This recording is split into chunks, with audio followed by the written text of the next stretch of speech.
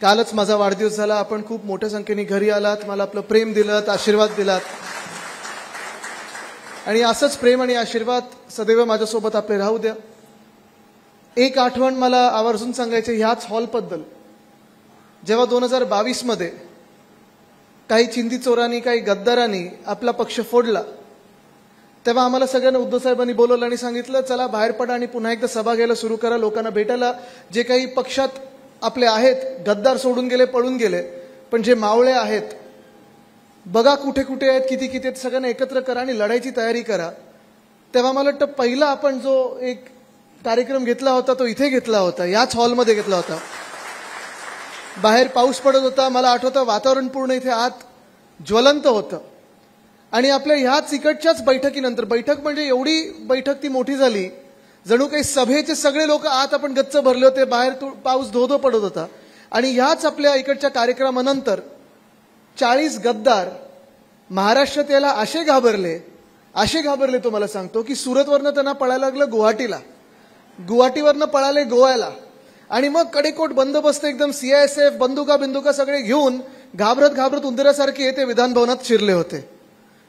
ती आठवण माझी इथून आहे. आणि लोकसभा जिंकल्यानंतर, आणि जिंकणारच मी बोललो, कारण आपला जो विजय आहे तो या गोष्टीमध्ये आहे. कदाचित काही दिवसांसाठी आता इंडिया आघाडीचं सरकार बनलेलं नाहीये केंद्रात, पण लवकर बनणार आहे तुम्हाला सांगतोय, लिहून घ्या. आकडे कट टू कट आहेत, आपली पूर्ण तयारी आहे. पण लोकसभेचा जो विजय आपला आहे तो हा सगळ्यात मोठा आहे की आपण एका हुकुमशहाला 303 वरनं 240 वर खेचलं. हा देशाचा विजय आहे, हा आपल्या भारताचा विजय आहे. महाराष्ट्रात देखील आपण कुठून सुरुवात केली होती? म्हणजे तुम्ही विचार करा, आपल्यातून 12 खासदार जवळपास पळून गेले होते, 40 आमदार पळून गेले. मुंबईसारख्या शहरामध्ये जवळपास 40 ते 50 नगरसेवक, ज्यांना आपण नगरसेवक केलं, तुम्ही नगरसेवक केलं, हेही पळून गेले. पैशांसाठी असेल, केसेससाठी असेल, सगळं काही असेल. आणि ही सगळी यंत्रणा आपली खेचून नेल्यानंतर देखील आपण 9 सीट जिंकलेलो आहे. परब साहेबांनी पण शब्द दिलाय की अमोल कीर्तीकरांची पण सीट आपण जिंकणार आहोत. म्हणजे शिवसेना उद्धव बाळासाहेब ठाकरे पक्षांनी शून्यातून नाही तर निगेटिव्ह मध्ये सुरू करून आपण 9 वर पोहोचलो.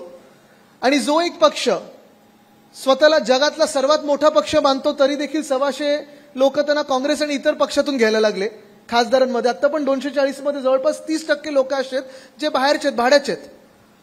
जो एक पक्ष जगात सर्वात मोठा पक्ष समजायचा, इलेक्टोरल बॉन्ड्समध्ये जास्तीत जास्ती, पैशांमध्ये जास्तीत जास्ती, ED, IT, CBI सारखे मित्र पक्ष त्यांच्यासोबत होते.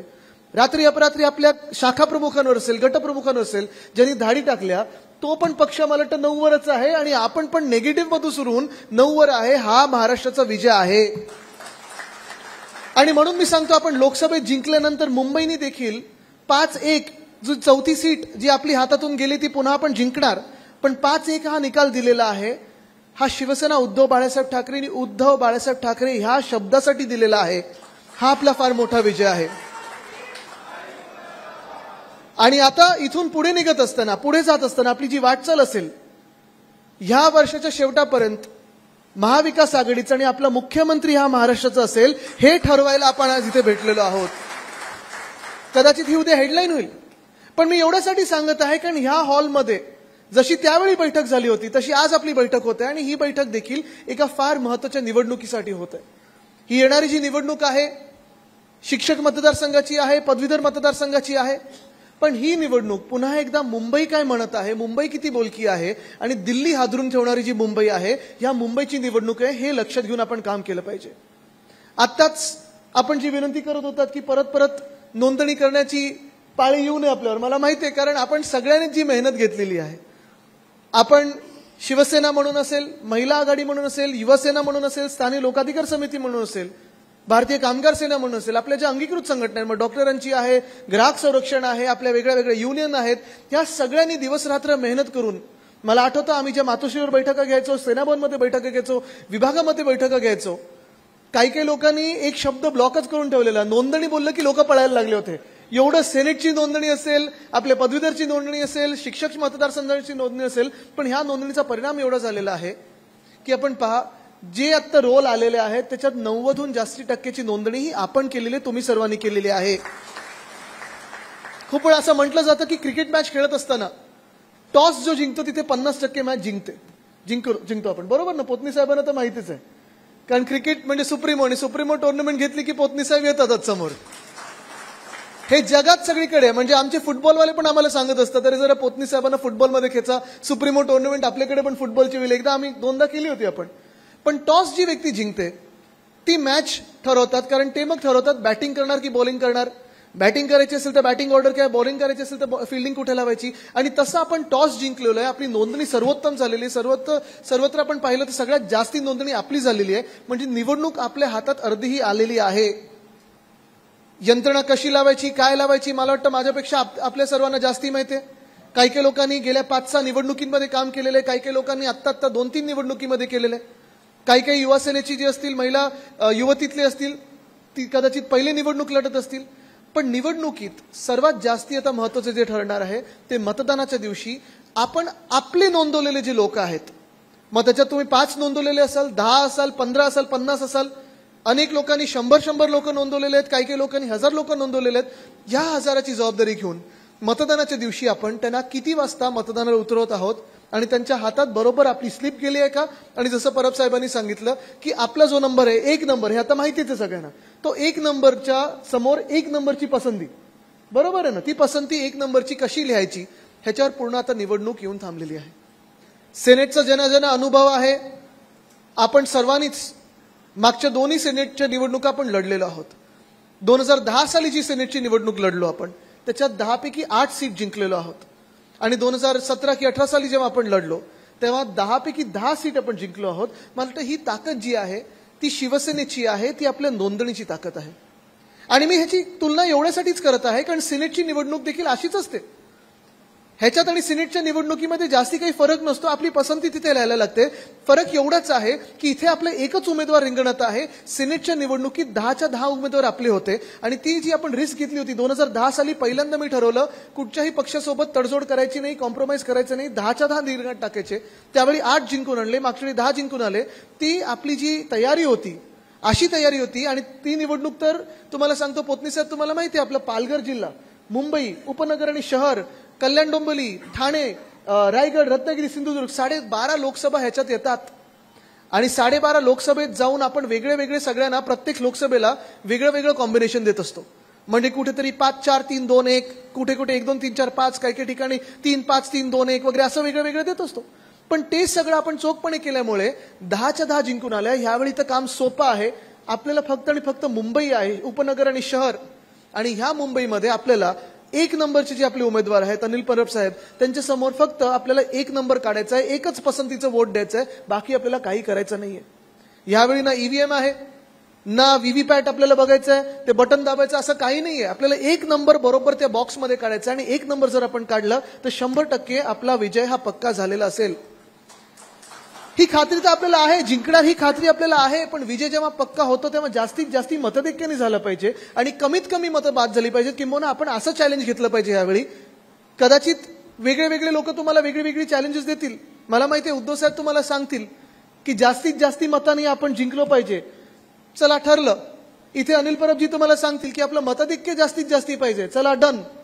मी तुम्हाला एक चॅलेंज देत आहे की त्या दिवशी जेव्हा काउंटिंग होईल तेव्हा सर्वात कमी मतं आपली बाद झाली पाहिजेत. ह्याचं चॅलेंज तुम्ही आता घेतलं पाहिजे. मतं बाद झालीच नाही पाहिजेत. एवढं सोपं काम आहे. त्या बॉक्समध्ये आपल्याला 1 लिहायचं आहे आणि हे 1 लिहिल्यानंतर त्या बॉक्समध्ये आपल्याला टाकायचं, त्या पेटीत टाकायचं. पण हे जर आपण काम पूर्णपणे जर पाळलं तर आपले जे यंत्रणा प्रमुख आतापर्यंत आलेले आहेत, जिंकत आलेले आहेत, म्हणजे दुसऱ्यानं जिंकवलेलं आहे, ते स्वतः जिंकून येतील. आणि तुम्हाला एक सांगतो जेव्हा निवडणुकीत आपल्याला उमेदवार ठरवायचे होते तेव्हा अर्थात आम्ही पाहत होतो कोण काय किती लोकांची किती टर्म संपत आलेली, किती लोकांची टर्म आहे. पोतनी साहेबांनी खूप चांगलं काम केलेलं आहे. पण एक थोडी कमतरता आपल्याला जाणवायला लागली की विधान परिषदेत मला वाटतं जुलैमध्ये आपली टर्म संपते आणि संपल्यानंतर उद्धव साहेबांनी जे आम्ही सगळे काही ठराविक नेते होते, काही लोक होते, त्यांना सांगितलं मला अनिल परब हे विधान परिषदेत हवेत, कारण त्यांच्यासारखा मदत करणारा माणूस, विधान परिषद जाणणारा माणूस, तिथे काम करणारा माणूस, अंगावर ह्या मिंदे सरकारला घेणारा माणूस आणि आपलं सरकार बसल्यानंतर पुन्हा एकदा तिथे महाराष्ट्रासाठी काम करणारा माणूस मला आत्तापासून आत पाठवायचा आहे. आणि मग आता ते जे त्यांचं सांगत होते, कारण खूप वेळा ते सांगत असतात त्यांचं सगळ्यात जास्ती क्वालिफिकेशन हे केसेस बद्दल असतं. ती केस स्टडी होऊ शकते पदवीधरांसाठी की तुम्ही कुठच्या कुठच्या केसेस घेतल्यात. आणि माझं हे नेहमी म्हणणं राहिलेलं आहे की ह्या देशामध्ये आता सीआरपीसी बदलला, थोडा हा पण फरक केला पाहिजे की राजकीय केसेस किती असतात, राजकीय आंदोलनातल्या केसेस कुठच्या आणि खऱ्या ज्या केसेस असतात, दरोडा टाकणं, रेप करणं वगैरे, ह्याच्यात फरक झाला पाहिजे. नाही तर काय होतं की खूप वेळा आपण सगळे जे राजकीय कार्यकर्ते असतो, जसं आता माझ्यावर एक केस आहे, आमच्याकडे डिलाय रोडचा पूल जो आहे वरळीमध्ये 3 की 4 महिने पूर्णपणे बांधून तयार होता, पण घटनाबाह्य मुख्यमंत्र्यांना वेळ नाही म्हणून लोकांचे हाल होत होते. आम्ही शिवसैनिकांनी जाऊन उद्घाटन केलं, गाडी चालवली तिथून, कुठे एक काही तोडफोड केली नाही, पण केस झाली बरोबर. आता ठीक आहे, तरी आपण सगळे जे राजकीय कार्यकर्ते असतो, आंदोलनं जी आपण करतो, लोकहिताचे आंदोलन करतो, जनहिताचे आंदोलन करतो, आपल्याला त्याच केसेस लागू होतात ज्या इतर क्रिमिनल्स लागू होतात. ते झालं नाही पाहिजे, तो बदल हा घडलाच पाहिजे. पण एका बाजूला परब साहेब आहेत जिथे त्यांच्यावर सगळ्या ज्या केसेस आहेत, प्रत्येक केस जी आहे ती जनतेसाठी त्यांनी अंगावर घेतलेली केस आहे. मुंबईसाठी असेल, महाराष्ट्रासाठी असेल, आपल्या हक्काच्या, न्याय हक्काच्या लढाईसाठी केस अंगावर घेतलेली आहे. आणि दुसरीकडे जो पक्ष लढत आहे भाजपा, त्यांच्याकडे असे लोक आहेत, त्यांच्याकडे पण केस असणारे लोक आहेत, पण त्यांच्यावर जे केसेस आहेत त्यांच्याकडे रेवणण्यासारखे लोक आहेत. तुम्हाला निवडायचं आहे कोण त्याच्यातून तुम्ही निवडणार. अर्थात कदाचित आता समोर जे उभे त्यांच्यावरच्या केसेस मला माहिती नाही, पण भाजपा जो पक्ष आहे अनेक ठिकाणी त्यांनी अशा केसेस अंगावर घेतलेत. जसं रेवण्णा, काय गरज होती प्रधानमंत्री महोदयांना रेवण्णासाठी जाऊन प्रचार करण्याची? त्यांच्याकडे जी आयबी रॉ वगैरे सगळी यंत्रणा आहे, त्यांना माहितीच असेल ना की रेवण्णा कसा माणूस आहे.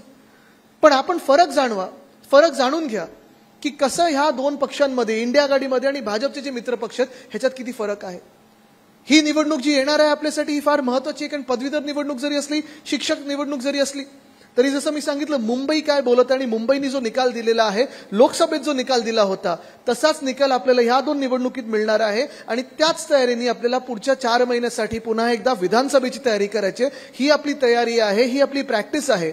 मतदार मला प्रत्येक गल्लीत सांगतात, ज्या ज्या घरात मी जातो, मग वरळीत असेल, इतर मतदारसंघांमध्ये असेल, ज्या ज्या गावात मी जातो, ज्या शेतावर जातोय, सगळीकडे मला सांगतात आमचं मत उद्धव बाळासाहेब ठाकरे ह्या व्यक्तीसाठी आहे.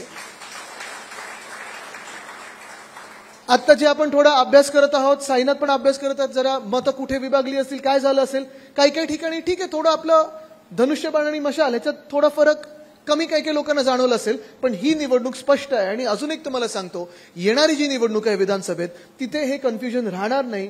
कारण आता लोकांना पक्क कळलेलं आहे की महाराष्ट्र हिताचं जर बोलायचं असेल तर उद्धव बाळासाहेब ठाकरे ह्या व्यक्तीशिवाय पर्याय नाही. परब साहेब, आपण जिंकून येणार ही मला खात्रीच आहे. अनेक मागण्या तुमच्याकडे येत असतील. तुमचं जे वचनपत्र आहे मतदार म्हणून मी पहिलं बघितलेलं आहे, त्याच्यात तुम्ही विजाचं काम करणार आहेत जे बाहेर शिकायला जातात.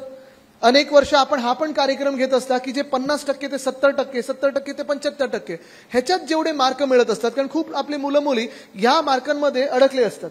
आणि मग पुढची वाटचाल काय, पुढे काय करायचं, ज्यांना 50% मिळतात, ज्यांना 60% मिळतात, 65% मिळतात, त्यांना काय योग्य मार्गदर्शन मिळालं पाहिजे, हे सगळे आपण कार्यक्रम घेतलेलेच.